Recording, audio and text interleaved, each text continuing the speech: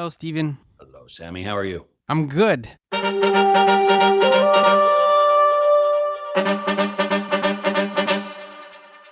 Yo! And welcome to My Summer Lair. I'm your host, Sammy. When I don't get my afternoon nap, I shuffle along like the Walking Dead. Younan.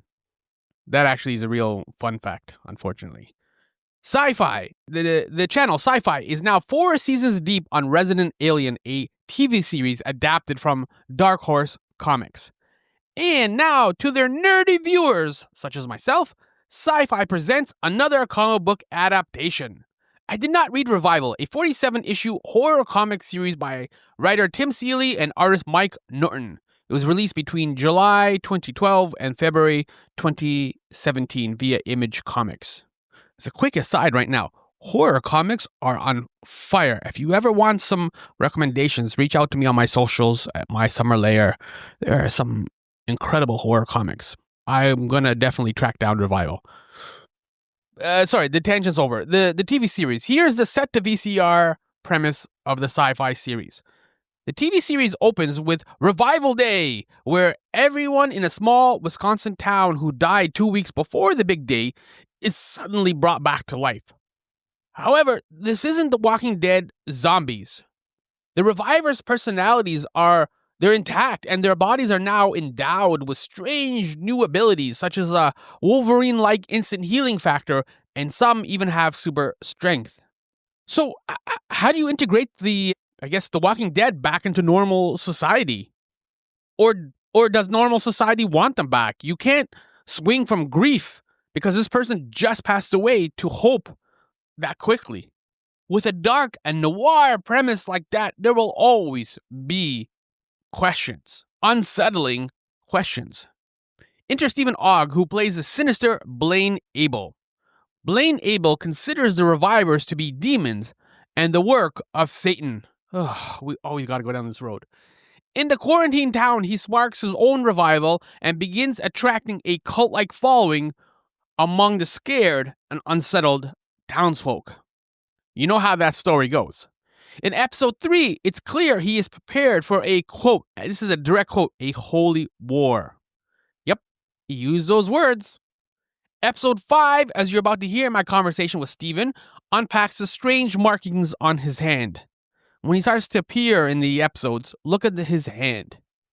If you don't know the name, you definitely know the mullet or the facial hair. Steven played Simon in The Walking Dead, and he was Rebus, a murderous synthetic android in the Westworld. Like Blaine, Steven has a calling. He has a passion for acting, bringing these unusual characters, many of them are dark, but bringing these unusual characters to life. Even Steven acknowledges Blaine is another addition to his unique catalog of characters. I swear, dude's catalog of characters mirrors a collection of Batman villains. Now, while Revival is centered around Melanie Scarfano, she is Dana Cypress, a small-town cop attempting to solve the Revival mystery. As a viewer, I would totally look out for Blaine. When there's an atmosphere of fear, his Revival and his holy war, it becomes so attractive. If you can't provide foolish people with satisfying answers, you can give them direction. And unfortunately, we know this in real life. Unfortunately, hate is an effective direction. Another person with a passionate calling is Stephanie, and it is a thrill for her to voice the introduction to this notable program. Thank you for your work, Stephanie. Hit it. Sound, the final frontier. My Summer Lair is an enterprise, a pop culture voyage with a continuing mission to explore strange new worlds, to seek out new creators and celebrate established producers, to boldly go where no podcast has gone before. And now here is your host, Sammy Younan. I want to take a quick tangent because I just saw you in Scared Shitless, which was a lot of fun. Isn't that fun? Yeah, so does that same kind of does that bathroom humor, that horror bathroom humor, does that demand the same kind of intensity as your traditional TV or movie roles? Well, I mean, it's all I mean, that was Scared Shitless was so much fun because it's finding the tone for that. Mm-hmm. It's different, right? Because there's that bathroom humor, but then also wanted a really tender story between a father and a son. Mm-hmm. So it's finding that balance of the humor with the absurdity, with the bathroom. It's like anything, you sort of, you find that mostly when you're working, right? It's like sort of with the Blaine Abel of having this sort of written on paper, Mm-hmm. preacher, fire and brimstone, almost a cult leader like these religious zealots can be. But then the sort of the tone of him and his stillness came out during the physical performance of the acting. So it's the same with Scared Shitless. It's like you can read it, you can do all that.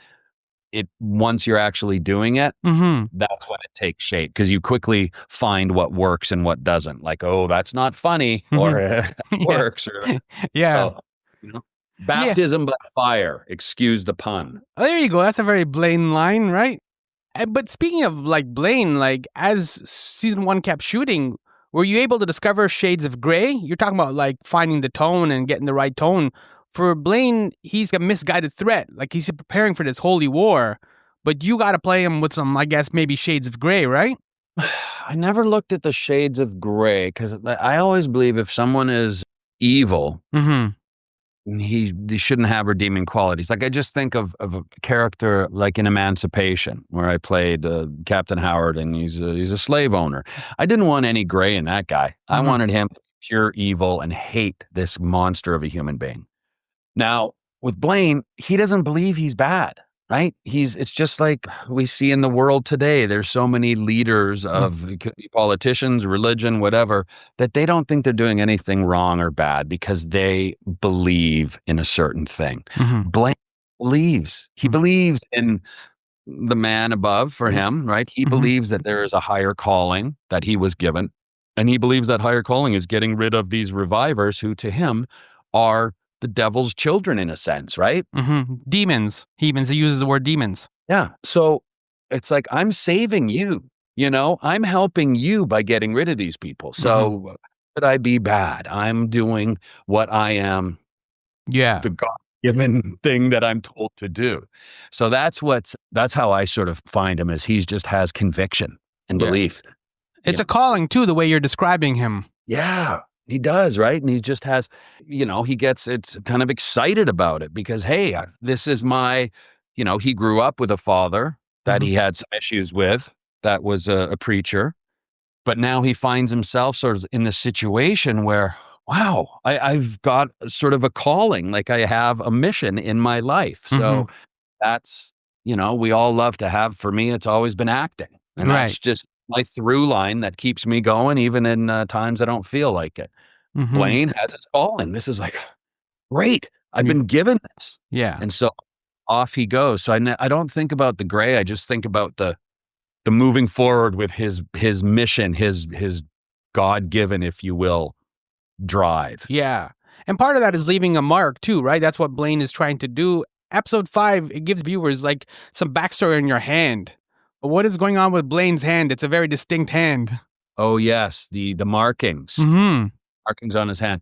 Well, and that goes back to his father and things that happened there, and then his, him covering up things that happened between him and his father. So that's kind of, with all the characters, things are revealed more and more as you go along, and you get to learn what exactly happened and what exactly he did and why he did it. These are things that just, as we get to know the Blaine character more and more, get to be revealed to the audience. Exactly what the hands are about, why he did that to himself. So your casting on Revival, it took a slightly different path. Aaron B. Koontz, Revival's co-creator and showrunner, he wrote you a letter and he set up a 2-hour Zoom call. So what was his pitch, I guess, in the letter, or what did you guys talk about over Zoom for 2 hours? Oh, it was lovely. I mean, it was just, again, it's always interesting because it's, there'll be projects where people think, I just did another one recently, another new TV show, where there's this idea of I'm either too busy or like unavailable for whatever reason, because busy working or they can't afford me.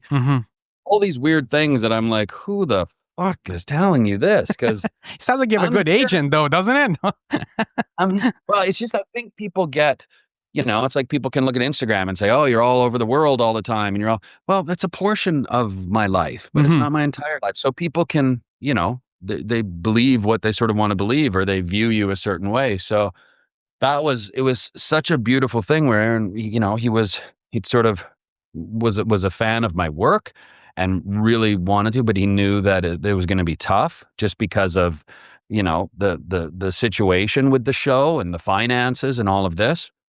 So it was lovely. The letter was really like, brought me to tears just because it was such a wonderful, generous, kind letter. So I was excited to talk to him, and then hearing about this character and what he wanted to do. That was a huge thing for me, like to be able to make sort of a really different, some like iconic character that is different within my catalog of characters. I thought this would be another pretty cool, epic one. So yeah, we just chat like this. When you get along with someone, it's easy. So it was easy. So, final question. You often talk about in interviews being on set and reading a lot. You have a deep connection to the word. You like the written word. Shooting Revival, were you reading anything in particular, especially maybe even related to Blaine, or was it just kind of Steven's reading material? Was I specifically reading? I mean, I didn't go deep. It wasn't like I was just reading the Bible. I didn't want to get into that of just like reading verse. What was I reading at the time? I was reading maybe, can't think of what book it was. Well, are you reading anything cool right now, or? Right now I'm prepping for a job. So when I'm prepping for a job, I'm very myopic in my thing. But I was recently, and I'm just grabbing this book. I was in Vienna, and The World of Yesterday by Stefan Zweig. I've heard of it. I haven't read it, but yeah. How is it? That's what I've started dipping into, because this amazing man in Vienna said, if you want the history of Vienna and that period of time when you had Egon Schiele and all of that going on, that's what I'm currently dipping into. Does the acting myopia that you just talked about, like that straight vision, that's again really like you could feed into that into Blaine, right? It's the same. He has a one track, like nobody gets lost when you're at the drive-thru McDonald's because it's just one road, right? Yep. Nobody has to put the GPS. Where do I go? Right. Yep. And that's what you're talking about. Yeah. It's the Clydesdale horse, right? The big Clydesdale horses, they got the blinders on either side. You just go one way. You just keep going straight. And he sees, like for Blaine, he sees this one way, and there's one way out, and that's to get rid of these revivers in order to save the town, save himself, and save others. That's his mission. All right, there we go. Thank you so much for hanging out. Thank you for providing Revival with a little bit of menace too, as if it's not enough that dead people are coming back. You got Blaine throws in a little bit of menace into the proceedings, which is always fun. Sure. Got to throw that in, a little spice. Well, thank you. Have a great day, man.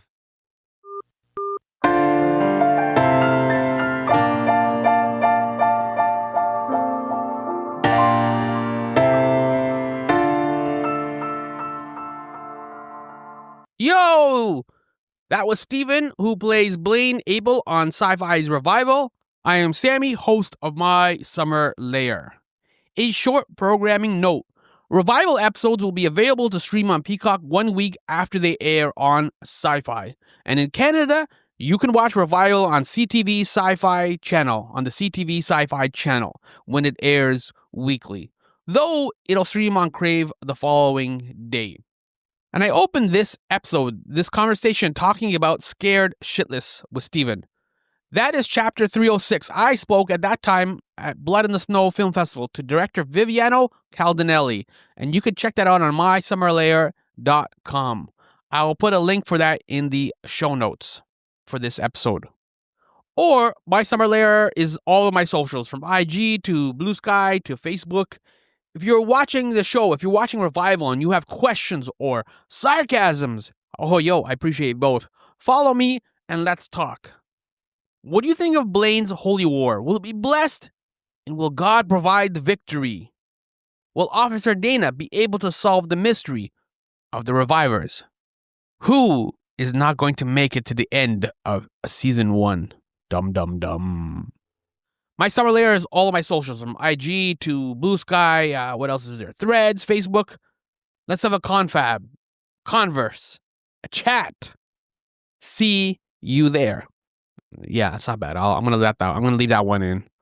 Thank you for listening to me in a Netflix world. Revival, yo.